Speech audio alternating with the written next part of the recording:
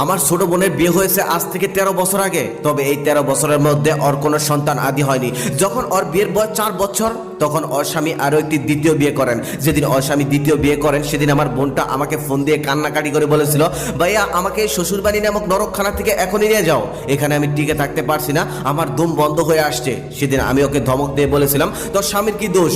4 বছর তো সে অপেক্ষা করেছে, 4 বছর তো ঢের সময়, আর কত অপেক্ষা করবে? ওরও তো ইচ্ছে করে বাবা হতে। আমার মুখে এমন কথা শোনার পর আমার ছোট বোন রিমঝিম সাথে সাথেই ফোন নামিয়ে রেখেছিল। আর জীবনে কখনোই সে আমাকে ফোন করেনি। আমি যদি কালে ভাবতে কখনো ফোন দিতাম তাহলে রিসিভ করতো, তবে নিজের থেকে আর কখনোই কোনো সমস্যা নিয়ে আমার কাছে ফোন করেনি। হয়তো অভিমান করেছে কিংবা বুঝে গেছে ওর বাড়িটাও ওর মতোই সহায়হীন। বহুদিন পর একবার ওকে দেখার জন্য ওর শ্বশুর বাড়িতে গেলাম। অফিসের এক কলিগের কাছ থেকে 1000 টাকা ধার করে দই মিষ্টি কিনে নিয়ে ওর বাড়িতে গেলাম। তবে ওর শাশুড়ি আমাকে দেখে মুখ কালো করে বলল, ওরকম কম দামি মিষ্টি আমরা খাই না।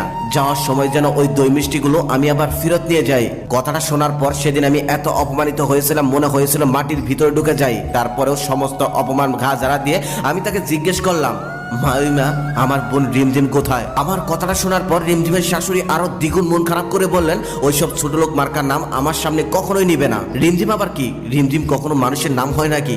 আমি লজ্জিত গলায় তখন বললাম, আসলে একটাই বোন তো আমার, তাই ছোটবেলায় আদর করে ওকে রিমঝিমই ডাকতাম। ঠিক তখনই আমার কথার সারা শব্দ পেয়ে রিমঝিম নিজে উঠোনে চলে আসলো। তবে রিমঝিমকে দেখার পর আমি হতবাক হয়ে গেলাম। দুধে আলতা গায়ের রং ছিল বোনটার, আর এখন কাঠ কয়লার মতো পুড়ে গেছে। মনে হয় ঠিক মতো খেতেও দেয় না, অনেকটা শুকিয়ে গেছে, একদম কঙ্কালের মতো লাগছে দেখতে।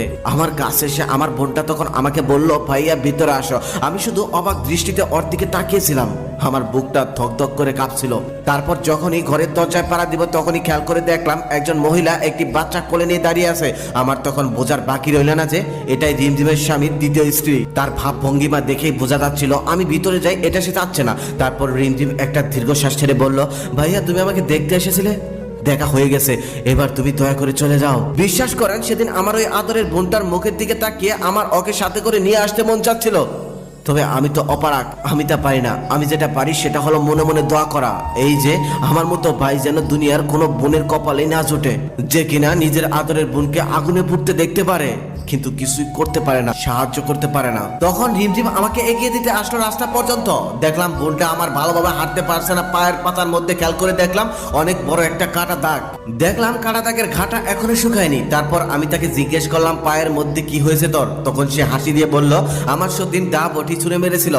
কেন মেরেছিল এটা জিজ্ঞেস করতে রিমঝিম যা বলল তা শুনে আমার চোখে জল এসে গেল। উত্তরে রিমঝিম বলল, সতীনের ছেলের জন্য দুধ গরম করতে গিয়েছিলাম, দুধ গরম করতে একটু দেরি হয়েছিল, তাই দা বটি ছুঁড়ে মেরেছিল, পায়ে লেগেই কেটে গিয়েছিল।